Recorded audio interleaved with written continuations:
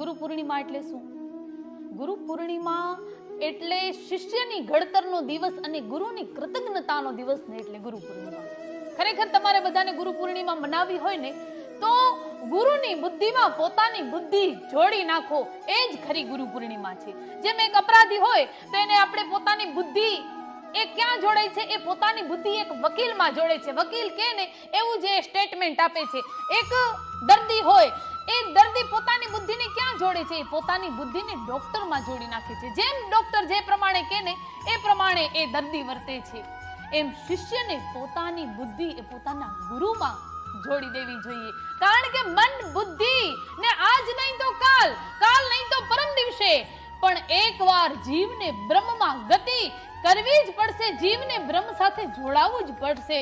શંકરાચાર્ય તો એમ કહે છે, પુનરપી જનનમ પુનરપી મરણમ પુનરપી જનની જઠરે શયનમ.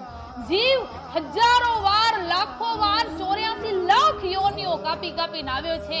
અનંત વાર અનંતમાં ભટક્યો છે. ક્યાં? અનંત વાર અનંતમાં ભટક્યો છે. અને એ જીવને આ મનુષ્ય જન્મમાં ગતિ ન થાય તો થાય ક્યાં? આપણે જેમ કે મુસાફરી કરતા હોઈએ, જેમ કે બસમાં, ટ્રેનમાં કે પ્લેનમાં આપણે મુસાફરી કરતા હોઈએ તો એ ડ્રાઈવરને આપણે ક્યારે જોયો ન હોય, એનું નામ પણ ખબર ન હોય, એ ક્યાંનું છે એ પણ ખબર ન હોય. એટલું નહીં, એને ગાડી આવડે છે કે નથી આવડતી એ પણ આપણને ખબર ન હોય. ખબર હોય? ન હોય. એ પણ આપણને ખબર નથી. તેમ છતાં કેટલા નિશ્ચિંત થઈ અને એ ડ્રાઈવર માથે ભરોસો રાખી અને આપણે નિશ્ચિંત થઈને સુઈ જઈએ છીએ. એટલો જ ભરોસો આપણને ગુરુ ઉપર રાખવાનો છે. જો એક સામાન્ય ડ્રાઈવર ઉપર ભરોસો હોય અને એ ઠેઠ પોતાના આપણા લક્ષ્ય સુધી આપણને પહોંચાડી દેતો હોય તો એક ભજનાનંદી આત્મા જેના જીવનમાં ભજન ભજન અને ભજન જ છે, એ તમને એ ભજનાનંદી ઓલિયો તમને ડૂબવા દે ખરો? 20 વર્ષ કેટલું આપણે જીવ્યા?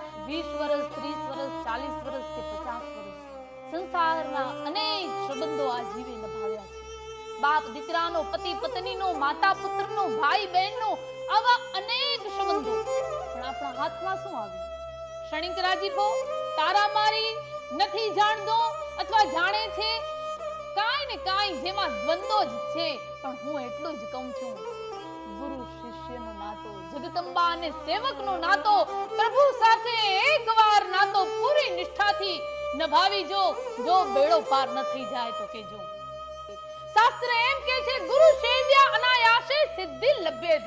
બધું જ સહજતાથી પ્રાપ્ત સેવાથી થઈ જાય છે.